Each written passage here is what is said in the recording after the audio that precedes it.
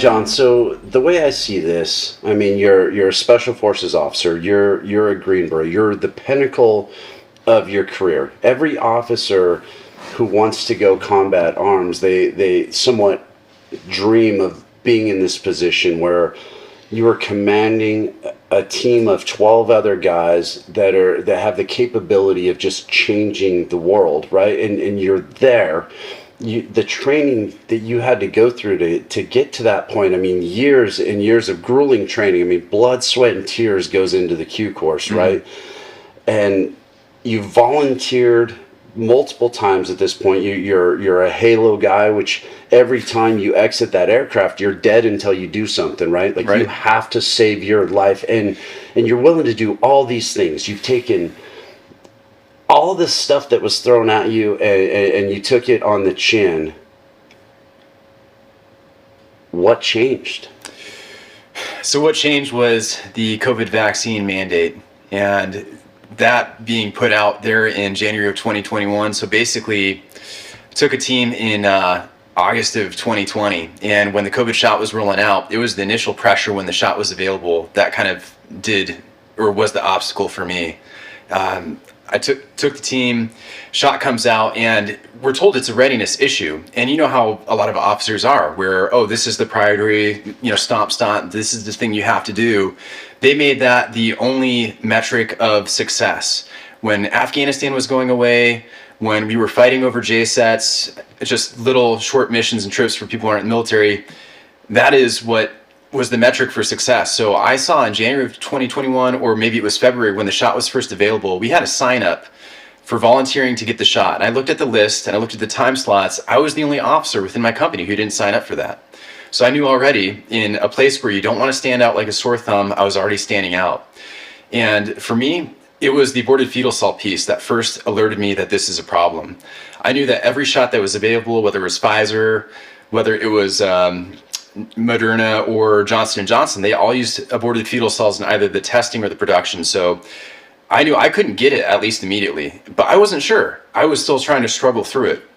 And I was just trying to, starting off my team time, trying to be successful. And now I have this other thing that I'm having to deal with and navigate. How do I still be a good officer while I now have this kind of moral dilemma of what I'm going to do about the shot? So for me, at first, I knew that I'm not going to get it until it's mandatory because of the aborted fetal cell piece. And being a Catholic, having spent 4 years studying to become a Catholic priest, I understood this as what we call remote material cooperation.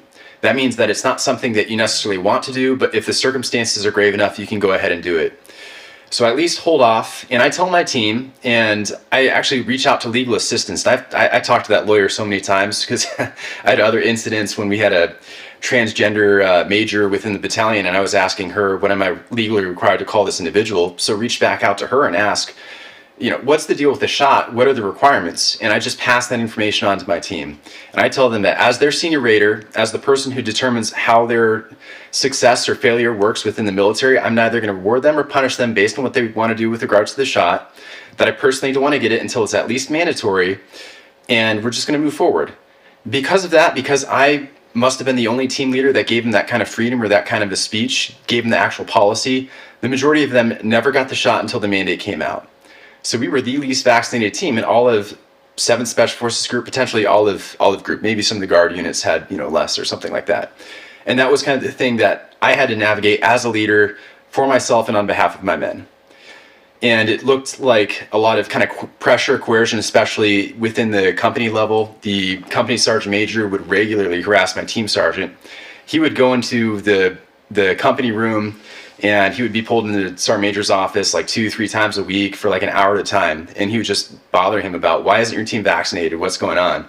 We were regularly referred to as the tinfoil hat team. And there was actually an incident where C-37, the CRIF, they were supposed to go on a VPOTUS mission. And a lot of the people there, they didn't get the shot. So they were looking at, well, what are we going to do? Maybe we can fill in my team 7324 for that mission. So I go into the company, I talk to the company ops sergeant, and he's like, hey man, I know a lot of your guys aren't vaccinated. If you get it, you could probably go and maybe have a VPOTUS mission. And I didn't want to try to play my hands immediately. This was maybe March timeframe, March of February of 21. And I just bring up like, well, I don't think I can convince everybody to get it right away. And then I'm told, hey, you should probably find ways of coercing them. Tell them that you'll get them off the team if that's the case. And at that point, Sergeant Major yells from his office like, hey, sir, you're screwing up. You're screwing up your career. And I have an hour and a half long conversation. Like a good officer, I write everything down in a good memorandum for record style afterwards. But I'm just told I'm screwing up my career. I should look for something to do outside of the military. I've ruined my reputation. That if we lose a mission because we don't get the shot, that he's going to kick guys out of the company. He's going to put people on the B team. He's going to send them to SWIC, to the schoolhouse where they can be teachers. That's not a threat, that it's a promise. And I keep telling him just what the legal thing is that you can't give me undue command pressure and coercion. And you can either punish or reward based on this. It's not mandatory right now. There's no FDA approved shot. It's not mandatory. You can't make us do that. So I'm basically in a serious situation with my company leadership moving on, and that's kind of how a lot of my team felt. And I saw the guys getting stressed out. I saw my team started getting stressed out. I'm stressing out because my guys are stressing out. I'm just trying to take care of them. So that was the situation I found myself in until kind of even more circumstances continued to happen.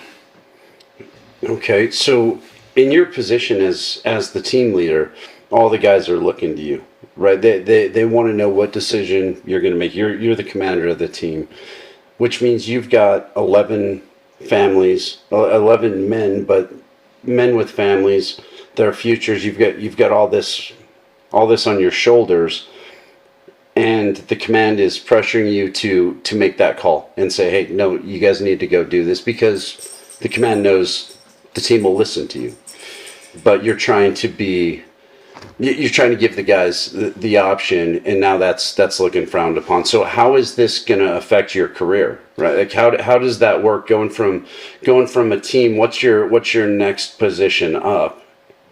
Yeah, I mean, it totally hurt the career, and I had probably gotten to the point. So spring of 2021, I was actually accepted to be a teacher at West Point. So I applied to the philosophy department, and I was accepted to get a master's degree in philosophy and to teach philosophy and what I think is ironic, ethics at West Point. But that would require me to be vaccinated, that as would come up later on. So for me, with that schooling, I would do 2 years of school. I would then teach for 3 years. And because of the ADSO, the additional duty service obligation of school, that would have been 6 years, total of 8 more years, at which point you just do career. So I'm now planning on career, trying to just get a good enough evaluation from leadership to kind of move forward. But I mean, what ended up happening, and actually you mentioned the guys' families, that was their concern. That's why they didn't want to get the shot. We knew, and anyone who had their eyes open and was looking at any kind of alternative media outlets knew that there was harms with these shots. We heard about the heart issues for young men. We heard that natural immunity worked better. Many of us had already had COVID. We were spreading memes to each other. I mean, it was just a great team environment where we just laughed and spoke pretty openly. I mean, I felt more like equals with the guys to a lot of extent. Obviously still the leader, but just listening to their perspectives, hearing what they had to say. But for them, their concern is what happens when I get screwed up from the shot. If I get screwed up from it, how am I going to take care of my family?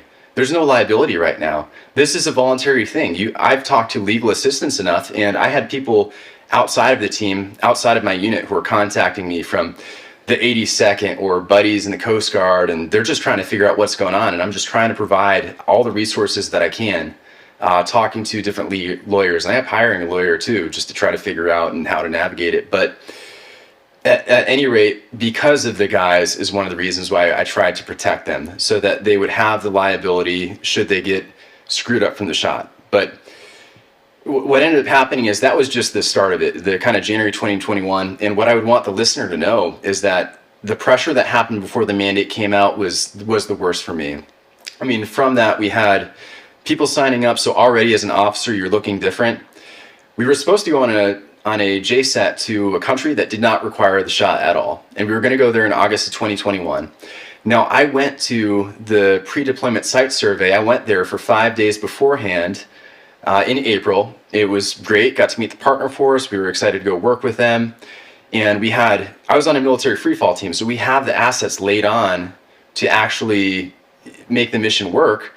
But then in June of 2021, which a huge low point for me. We're out doing, we're at Archangel. We're doing military free fall jumps. It's 2 weeks long.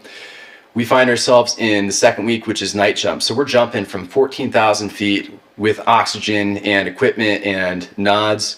And with that kind of low speed aircraft, I mean, I'll just admit it. I didn't have the cleanest exit sometimes. You know, I had to get back in my stomach a couple times, just not having that best exit. So I'm just stressed out about that. We're doing 2 jumps a night, 3 jumps a day. And people don't understand the adrenaline dump that comes from that. I mean, you know, because you're on a free fall team, but stressed enough about that. Then we find out that there's a first Special Forces Command policy that you need the shot in order to deploy. Because the military couldn't get the mandate to come soon enough, and because military leaders are being evaluated based solely on how vaccinated their teams are, their battalions, units are, they're coming up with whatever command policies they can in order to push people to get this shot, which they don't want against their will. So first Special Forces Command makes it a policy you need the shot in order to deploy. I talked to the team, I talked to the team sergeant, asked people what they want to do, and explained to them that I personally am not going to get it until the mandates comes in. So we all decide we're not going to get it. So I talked to my company commander, I give him a call, and he's like, hey John, I know you and your team don't want to get the shot, but what's it going to be? Are you going to get the shot, or are you going to lose this mission? I said, well sir, we're going to have to give up the mission because only one of my men wants to get the shot. He's like, oh, okay. I think he was pretty surprised by that. I think most people thought that when push came to shove, that's where we were going to cave or fold. Get backed into a corner and, right. And you're going to cave. But I did say, well, that is unless you're willing to accept natural immunity, because at that point I'd gone to LabCorp, other men had gone to LabCorp. A lot of us knew we already had COVID, already had the antibodies, which should be enough of a security thing. But I was told, no, they're not willing to accept the risk. But that really struck me. They weren't willing to accept the risk.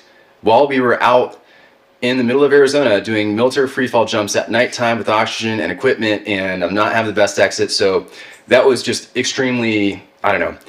And it was at that point, and like I said, I didn't know whether I was going to get the shot or not. At this point, I was thinking remote material cooperation. But I continued to pray. I continued to study, to discern, to read different theological works.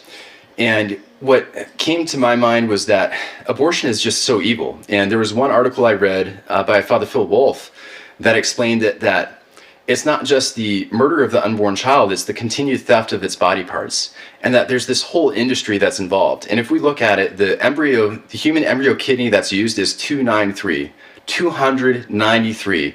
What does that imply? That there were over 200 attempts to harvest a human kidney.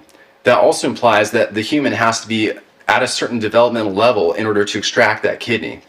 So we are just in this mass genocide industry that is helping to make these shots. And I just came to a point where I'm trying to figure out what's a sin, what's not a sin, and then what's the most perfect thing I can do for God. And I thought, maybe I can justify getting this and say that theologically the Pope said it's okay. Maybe I can fake this and just use mental reservation. And if I ask about it, I'll say, oh, I got the shot if, someone squirted it in a trash can. But then I thought, the most perfect thing and the place where God gives me that peace, the Holy Spirit gives me the peace in my heart, is when I say, I'm not going to get the shot and I'm not going to lie about it. So that's the stance, that's the choice I knew. So when I came back from Archangel that June, that's when I knew I'm not going to get the shot no matter what. I'm going to put a religious exemption in, and we're just going to trust in God and see where it goes. Okay, so at this point, you're not expecting it to go bad. You're expecting to get your religious exemption. Everything is going to be fine. This will all blow over. Your career's still going to continue to go, but you've already lost one trip. You mentioned the VPOTUS trip that you guys were potentially going to go on. So now you're losing trips. This religious exemption, is that going to keep you on par with all of your peers with the competitive nature of what you got going on? Yeah. So, unfortunately, even just not getting the shot and taking it to the religious exemption level, even though I'm not supposed to be discriminated against because of that, depending on who leadership is, they can write your evaluation as being not as good as maybe it should be, but say it's for something else. And I've had a number of people reach out to me, tell me that's what happened to them. They're like, they didn't say it was because of the shot, but it was a career-ending OER that I got.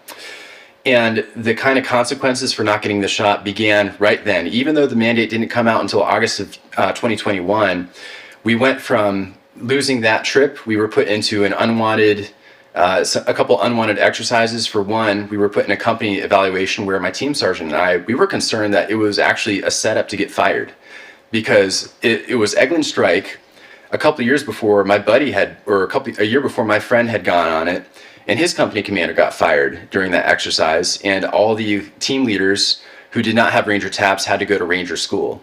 So I thought, man, is it going to be an exercise like that? Well, fortunately, my team sergeant and I, well, just the team did amazing. It wasn't me, it was the team. They crushed it. The other team had some issues, so they could not use that as an excuse. And I don't actually think that was the intention, but it was in the back of my mind. I think leadership, they did want us to succeed there. But after that, we were sent to the Joint Readiness Training Center for anyone who hasn't, been there, that's like a 2-week exercise in the middle of the woods, super not fun.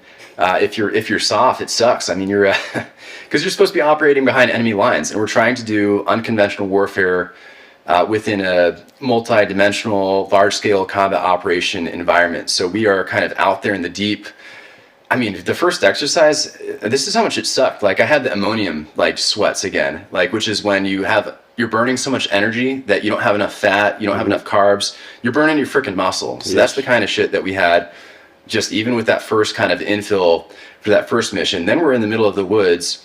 And one of the orders that we had when we were there is that the unvaccinated service members are supposed to wear red wristbands and red tape on their gear to indicate their vaccine status.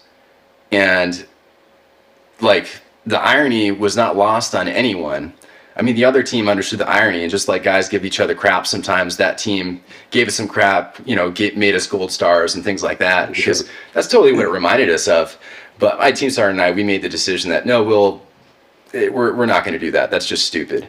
But to have that as a regular rule that's put across the Army, and for leaders to sign off and think it's okay, insane to me. But we're out there in the middle of the woods. We get to mid-row, which is the halfway point. You're just dead tired. You just want the 12-hour break that you can get. They sent the other company commander out. We were attached to another company, so that company commander came out and he counseled all of my service members who were not vaccinated, myself included.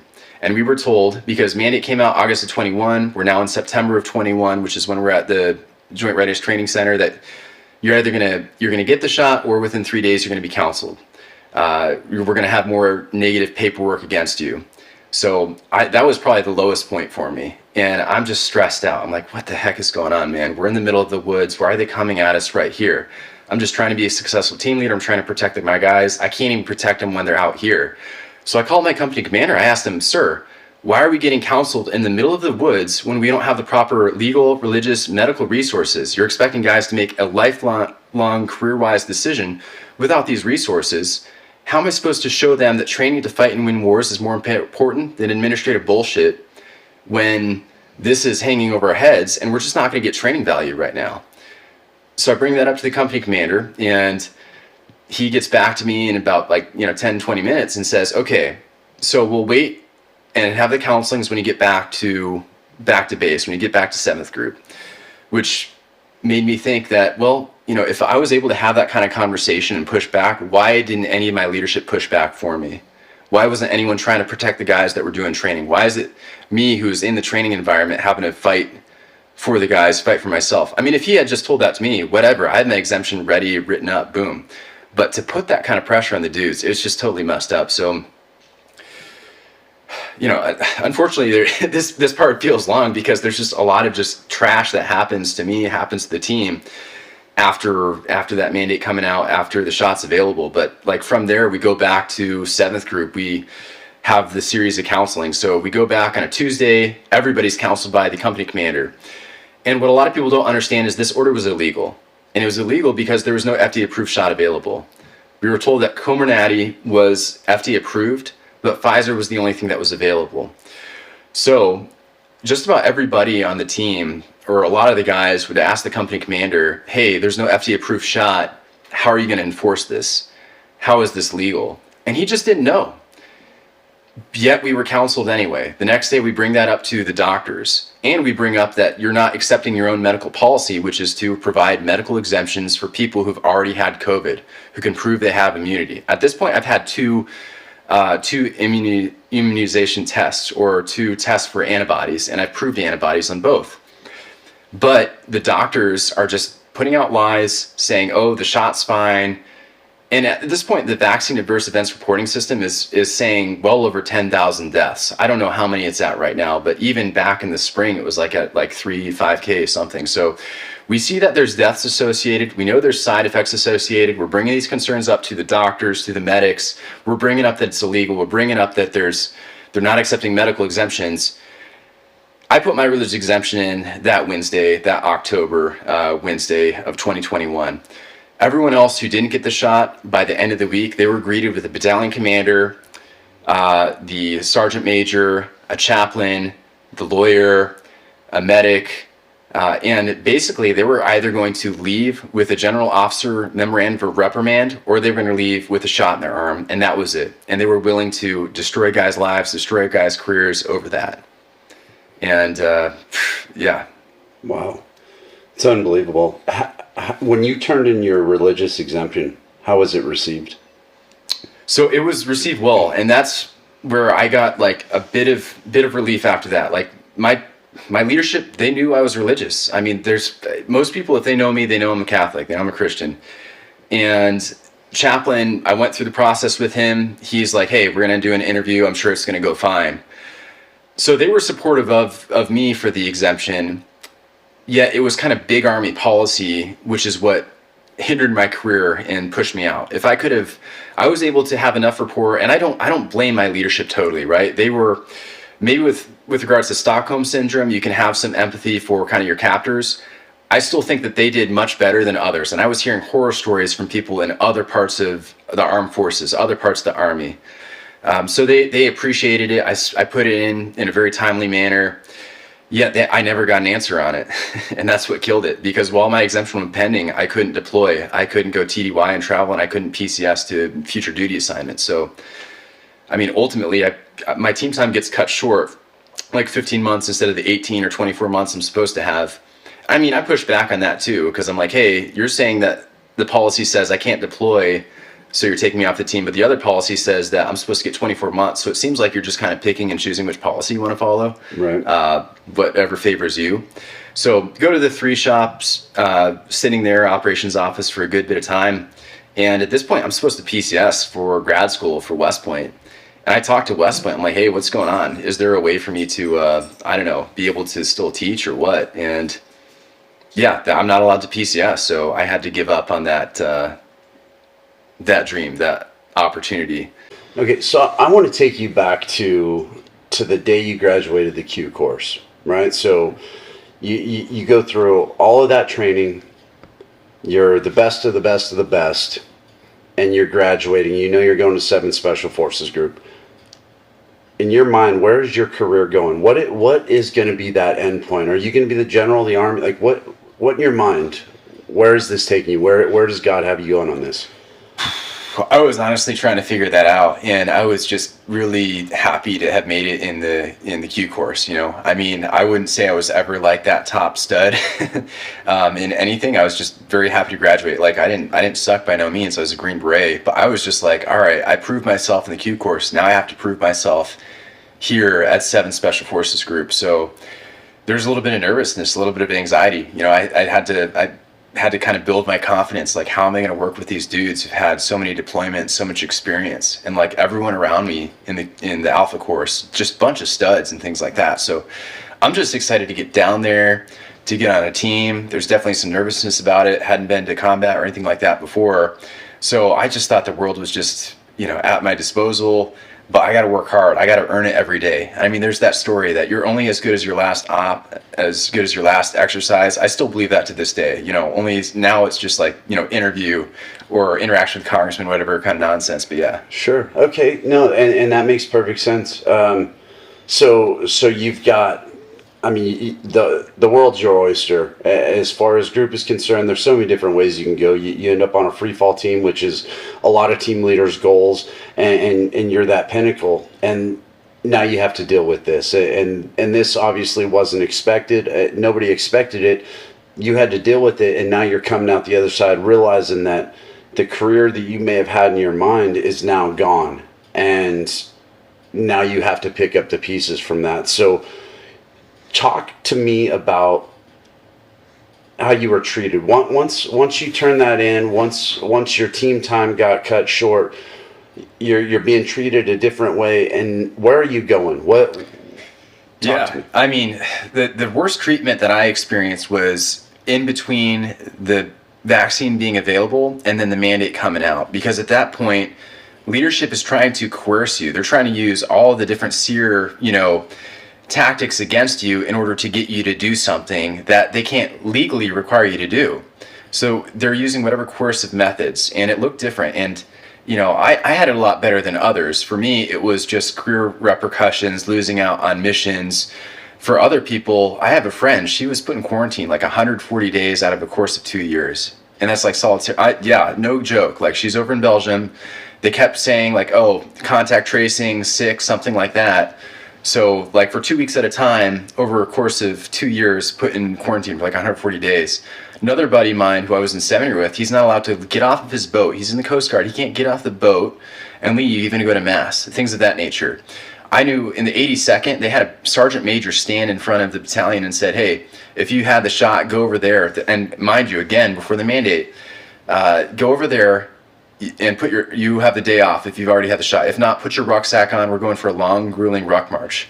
They tried to shame dudes. Like for HKIA, for the evacuation, General Donahue, and I'll say his name, he went to every company. He went down to the company level and he talked to individual soldiers and asked them, did you get the shot? Why didn't you get the shot? If you don't get the shot, you can't deploy. If you can't deploy, you're not a leader. Are you going to leave your entire platoon behind? Are you going to leave your squad behind? I don't need you. So that kind of, from a 2-star, now a 3-star, because, we're rewarding this kind of nonsense. So for me, the treatment was within my battalion. I love my leadership. I still respect them. I still text, one of my VCs and other officers, and I tried to maintain that good relationship. And part of doing that was continuing to work hard for them while in the operations office.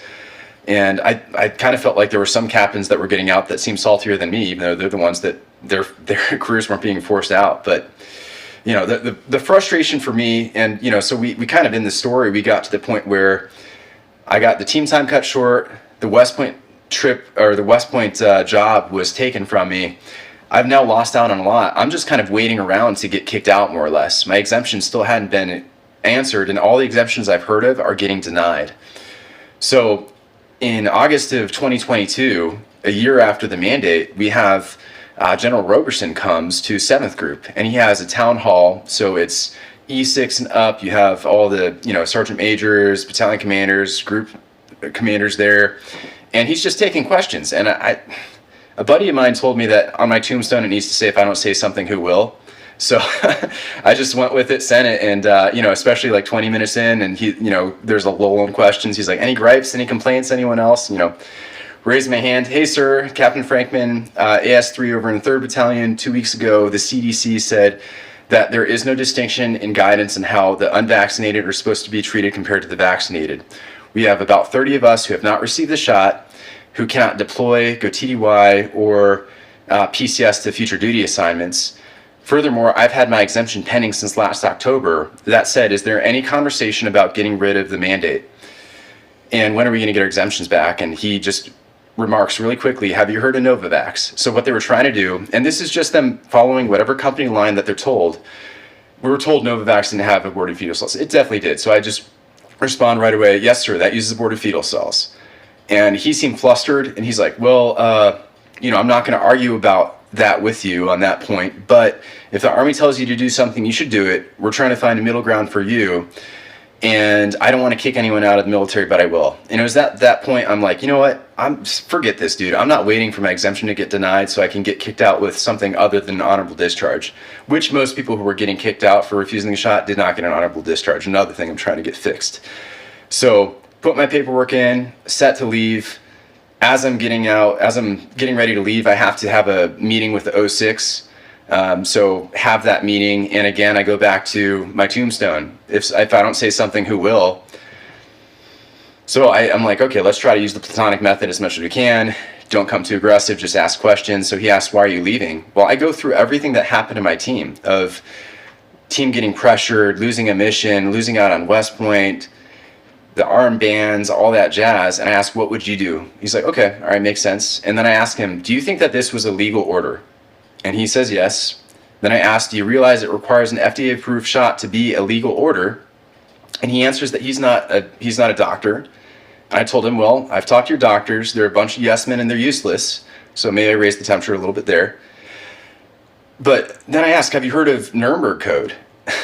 Because if we're looking at what happened in World War II, the Nuremberg violation is forcing and coercing someone to get a drug against their own volition. Any kind of coercion in that nature. Not knowing the side effects for it. So I asked him if he's heard of Nuremberg Code and if he's done anything to look into vaccine injuries. And he gets defensive at this point and asks, do you have anything other than the shot to say? And we're just going in conversation. He says too much ideology can be a bad thing. And he says, I'm going to a dark place. And I tell him, well, I'm not going to a dark place. I did what I think God wanted me to do. And then says, too much ideology is bad. Have you heard of the Crusades? And I told him, I think that's a little bit off topic. But I mean, if we're going to go there, Christianity was spread through the blood of the martyrs and Islam through the sword. And then just some other things that, it didn't hit me until later on, but he asked if I believed in selfless service. And I'm like, well, I think we need to define it at this point. But he's like, do you think your actions reflected selfless service? I'm like, yes, sir. I did what was the right thing. There's nothing more important going on than what I could have done, which is the right thing. And he asked me, what would I tell a Christian or Catholic who didn't get the shot? And I said, or who got the shot? And I said, well, I would ask them, do you think that it's worth that a shot that's involved in the sin of abortion, the theft of a baby's body parts, the murder of the unborn child, that is worth it for a disease you have a 99.99% chance of surviving? And if you're Catholic, I recommend you consider talking to a good priest and going to confession. That is kind of what I answered. And I don't know, that just left that meeting and I just couldn't believe it. I mean, that was kind of the last, I'm done with this place. This is absolutely ridiculous. So just kind of coasted through Skill Bridge and just got ready to get out. But other things that kind of hit me too is just going through an officer getting promoted from captain major and hearing him take the oath. Do you solemnly swear to support and defend the Constitution against all enemies, foreign and domestic? I was thinking about the Constitution. I was thinking about what other officers were doing, that they weren't taking this into consideration. We had a team building exercise with the new battalion commander, and we're going through our mission, going through what the battalion did or didn't do. And I want to ask, why do you think we're losing service members? People want to leave. How are our actions reflected during this? We just threw a bunch of dudes under the boat and just treated them like Jews in World War II time frame. So it was an incredible journey, a very frustrating one, which I don't know, but at any rate, ended up leaving the military 1st of July in 2023, and that's kind of where we ended up. So since then, a lot of the stories have come out about people not wanting to get vaccinated, ending up getting out of the military, whether that's getting kicked out, getting a other than honorable discharge. You mentioned, what did you end up getting an honorable discharge with? Did, yeah, because I was seen as voluntarily separating. So I put the paperwork in to leave in September of 2022, and then the mandate was rescinded in January of 2023. So my religious exemption was never answered. They were just sitting on it. And that's the Army's way of putting people's careers on ice. So those who want to progress can't move on, can't deploy. So were you flagged essentially, or was it just very similar to being flagged because you're waiting on that exemption, therefore you can't have any favorable actions granted towards you? I think it was flagged insofar as my medical record showed that I wasn't vaccinated, and it probably showed that I had a religious exemption pending. But when I left, I had an honorable discharge. I don't think that was reflected on my OER. Okay.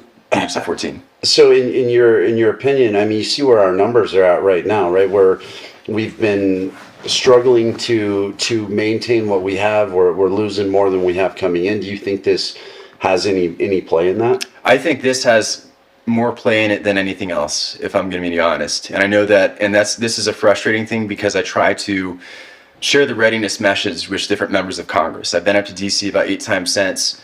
The military kicked out 8,600 service members because of the shot. That is the small number. That's how many were kicked out. I don't count within that number. The total force, military strength, fell by 60,000 the first year after the shot came out.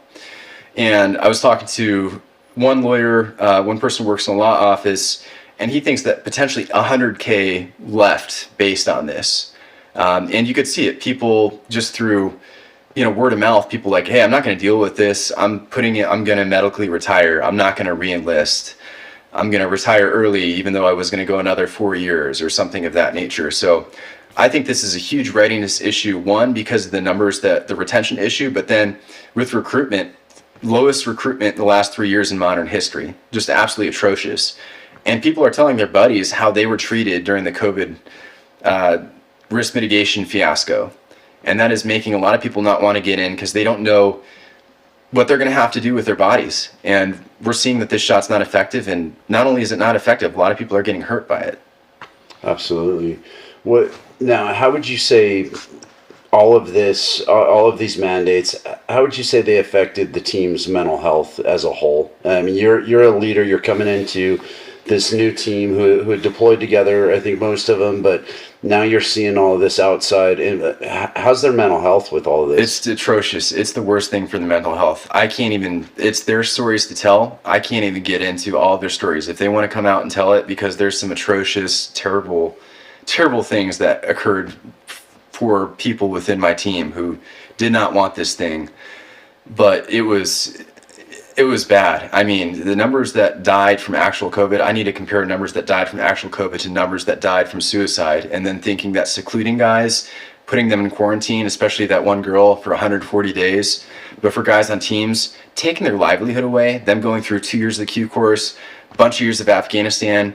There's one guy who stayed back, and he was the only one on his team who didn't get the shot, and he just couldn't believe that it doesn't matter how long you were in, what you've done before. If you don't get the shot, you are persona non grata. That's just kind of how you were treated. So I think it put, I've actually had to reflect on this a little bit after my more recent meeting with Trump. Like, I've just been going nonstop since, trying to help fight this, that I haven't taken as much time to think, how did it affect me?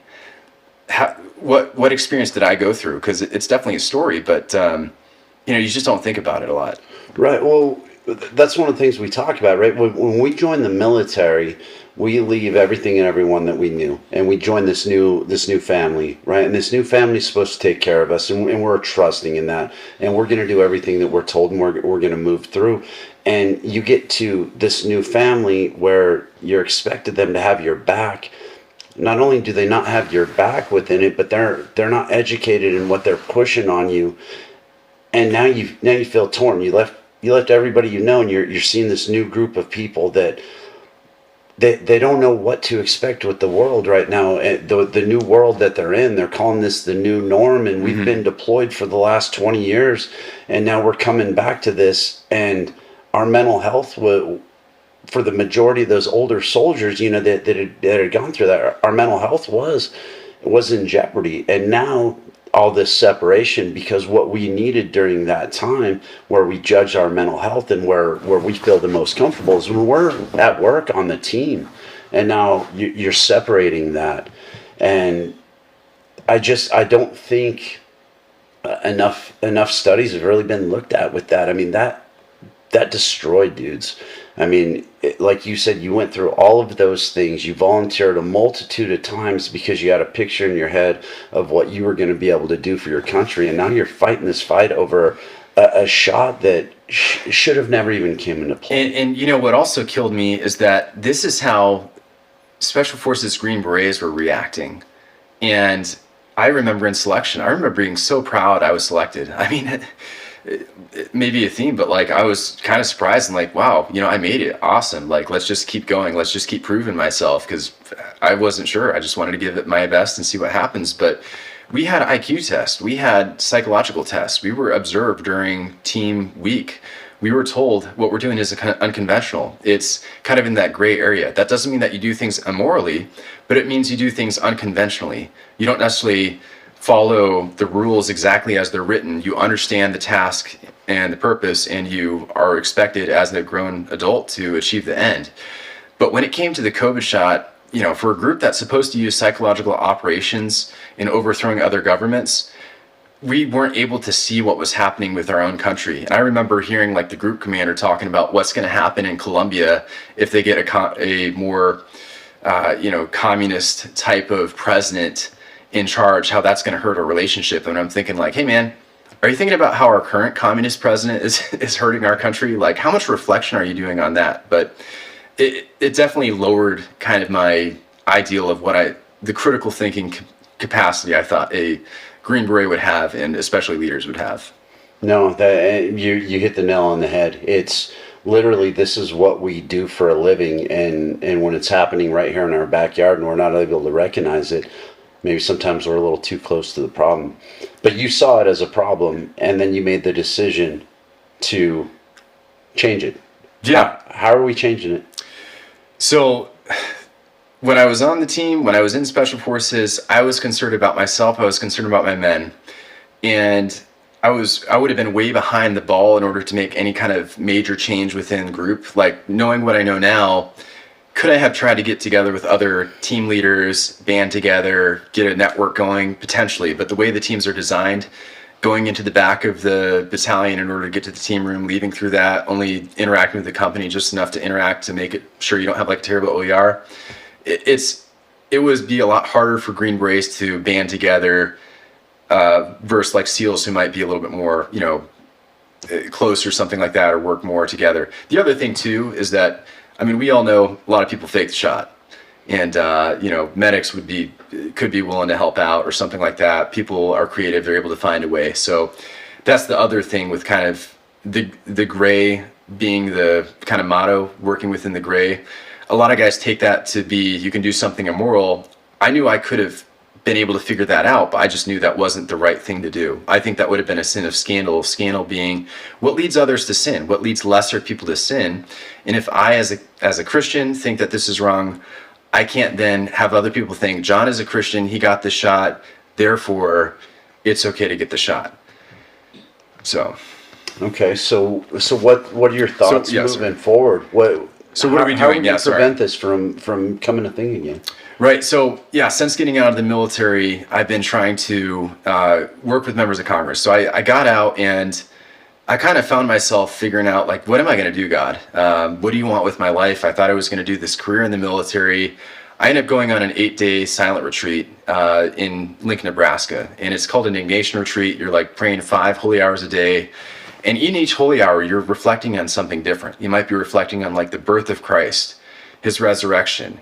You might be reflecting on just the first principle and foundation, which is that man was made to praise, reverence, and serve God our Lord, and by this means to save his soul. And I was going there because I was trying to find meaning and direction in life. What do you want me to do, God? At that point, I had drafted an article, my op-ed, but I was kind of questioning, do you want me to think about the priesthood again? Because I was in seminary before, where are we at? And it was kind of through that prayer that I didn't quite get the answer, but then very providentially on St. Ignatius feast day, the same style of retreat I had been on just a week or two before, my first op-ed got published and was able to speak out on this issue. So since getting out in July of 2023, I've probably done over 50 interviews, written a few op-eds, and been up to Congress multiple times, trying to work with congressmen to repair the damage and hold leaders accountable. So I think there needs to be 3 things. There needs to be awareness on what happened in the military. There needs to be accountability for those leaders that violate the law. And there needs to be various legislative steps to repair the damage that was done.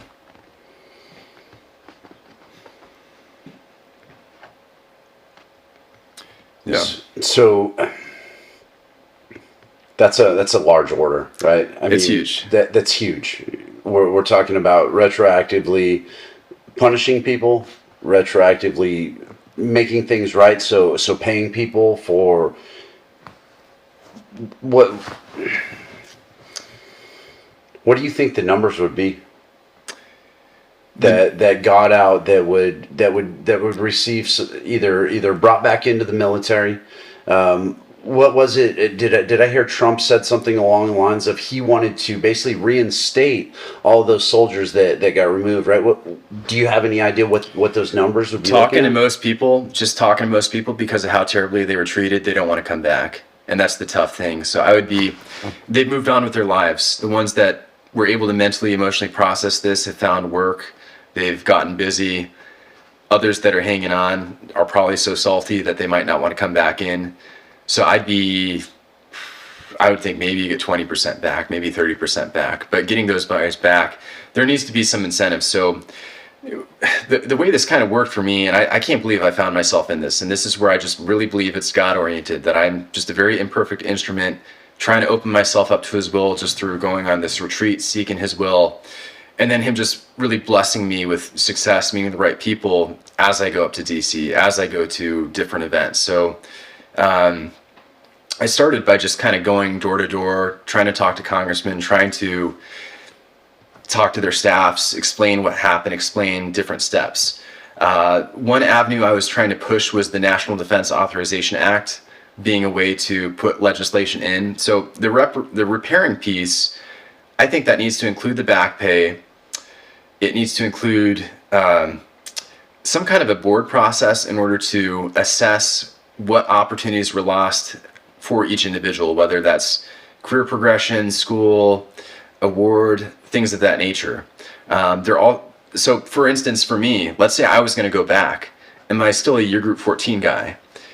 Do I then get to go to grad school? Do I get to choose my year group and go to a year group that's suitable? Or do I want to stay on path with my peers and have that kind of promotion? So these are all things that I just worry that most congressmen, most people who would be in maybe the next administration's Defense Department might not understand this kind of nuance, because there's not the awareness. And for the awareness, I've been begging, trying to talk to members of Congress, especially the House Armed Service Committee, to have a series of hearings on this issue, to talk about the legality of the mandate, because it was illegal.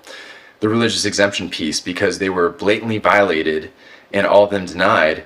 The medical exemption piece, which was just ignored, and the medical injuries. Because I know, I was just on the phone with a friend on the way over here, and she's 24. After she got her shot, she's had 3 heart attacks, has a pacemaker, multiple strokes, things of that nature.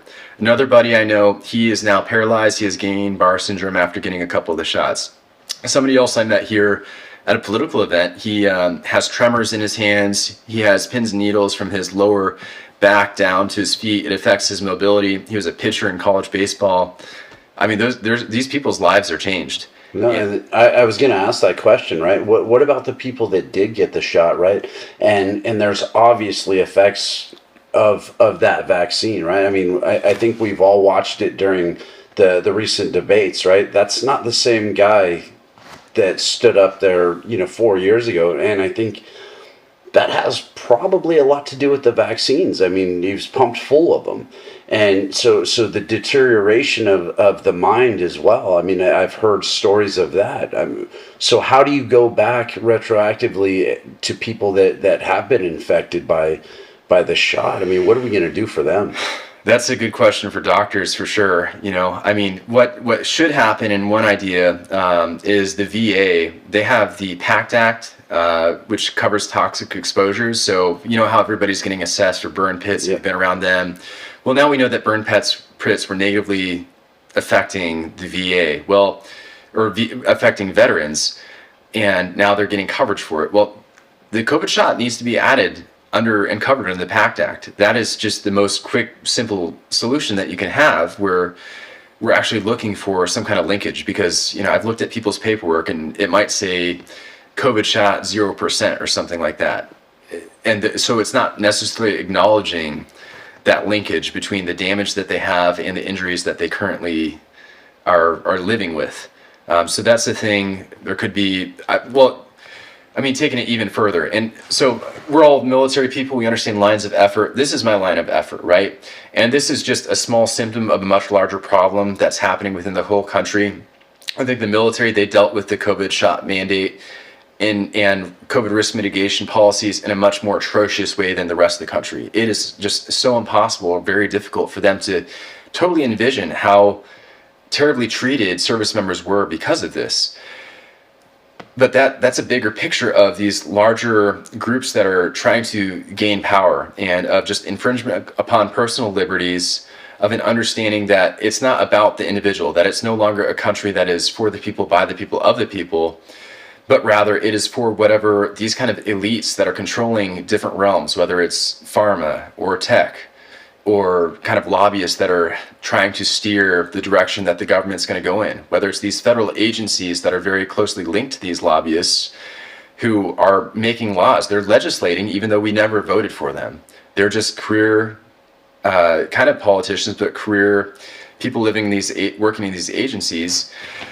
So trying to fix all that. Another thing that would assist it is getting rid of, Ronald Reagan was great, but the Childhood Vaccine Safety Act made it where people cannot sue drug manufacturers for adverse events. We need to get rid of that. We need to make it so drugs, if you get hurt by it, a person should be able to sue for it. And if that's the case, that's going to be great. But I think the RFK has a number of amazing ideas. We just really need to hope and pray that Trump gets elected. Like, that's really, and that he then listens to RFK, and that he then listens to not necessarily me, but just service members who are negatively affected. They need to be brought into the picture to help discuss the ways to repair the military, to repair the damage that was done. Okay, so last question, and it plays into what you were just saying. 9/11 brought us all together as a country. That was really the last thing that brought us all together. Is it going to take another 9/11? What are we missing to bring us all back together as a country where we really do care about each other, and we are that country that everybody has heard about? Yeah, that is such a good question, and I don't know if I necessarily know the answer. We can look at what the problem is and try to think about different solutions, but there's just a totally different worldview right now. And, Republicans aren't perfect, the right isn't perfect, but it does seem more and more like a battle between good and evil, where on this evil side, their main issue right now that they're trying to run on is just freedom for abortion, and they're wanting to transition children. And they think that the government should be able to control how you live your life, what you do with your children. And they're about control and safety, quote unquote safety over your own personal freedom. But on this other side, we have this understanding that our personal liberties, the gifts God gave us, is what matters. That the government is to serve the collective of the group of individuals coming together. That it's for the people. So there needs to be a changing of hearts and minds. That this can't just be a political renewal. There needs to be a spiritual and political renewal. And Christians are going to have to radically live their lives in different ways to change the culture, starting with themselves, starting with their families, shaping the communities. I don't think that the Benedict option of just going off and living in the woods is acceptable. You need to try to be there, and you need to try to immerse yourself and change the culture. And, I can't believe what God has been able to do with me over the last year and a half of just trying to be open. And if we all have that kind of openness, I got out, was able to do these interviews. I was invited by Representative Matt Gaetz to be his guest at the State of the Union, to be able to speak on behalf of the hundreds of thousands of service members negatively impacted by it, and then just be able to talk to Trump. That was that was such an event. But we just need everyone to just radically live for God, to radically try to conform their lives to Him.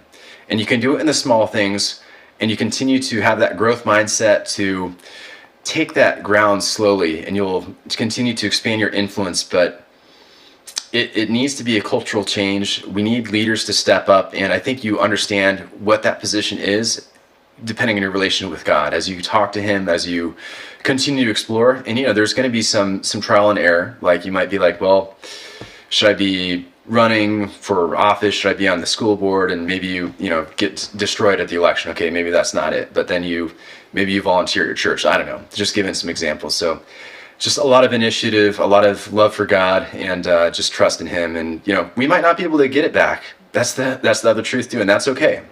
God is in control, and maybe it's necessary for this glory of God and salvation of souls that the country doesn't get repaired. But we need to fight. We're called to be faithful, not to be successful. And that's been the whole thing for me, is I'm just going to be faithful to the greatest extent I can. Amen, brother. John, that was awesome, man. I really like how we close that out. I think that's a good call to action for all of our listeners, man. Just ultimately, trying to be better people, and just like you said, you don't have to be successful, right? Just keep working at it, and let's come back together as a country, and see what we can do. No, I mean, you got to vote though. So please get out and vote. Vote for Trump. I think the world will just be, yeah, I'm really hoping and praying. We'll see. I think that the easiest way, and this is a question that I ask, is really just this. Like when we were soldiers, right? We fought under whatever administration was in charge. We cast our vote. Whoever won, they won, and we go to work. That's boss, right? And that's just the way it was. But I just ask you, like when we were deployed, and I looked at the equipment, the number of people I had under one administration compared to the other, right? In a lot of cases, we're being asked to do more with less numbers, less equipment. And so I ask anybody out there, I mean, just ask yourself, which administration did you do better under, right? I mean, how were you personally affected? Not what you heard, but how you're personally affected by who's in charge, and then go off of that, right? I mean, it's so hard to try to wrap your head around the news and the media and the spin that's out there right now. It's just really just ask yourself, how did you and your family do better? Was it under one or the other? No, that's a great way to put it, and I mean, I think we all have met, and I've met a lot of like Green Berets and operators who they don't vote. They've never voted. But I'll tell you what, man, if we had a different president right now, I'd have a job still. Like I'd still have this job. I don't know. And you can change that, and you're allowed to change that. You're not being like partisan by doing that. You're just participating in the process that you are willing to die for. And you should have, Starship Trooper, more of a vote than another person. You earned that. So take advantage. That's right. That's right. Well, John, thanks again for coming on Team Trek Podcast. We look forward to catching up with you in the future, seeing what's next for you. So anytime you want to come back, man, we'd love to have you. Yeah, appreciate it, Ryan. This was great. Really appreciate chatting with you. Awesome, man. Yeah. God bless, brother. God bless.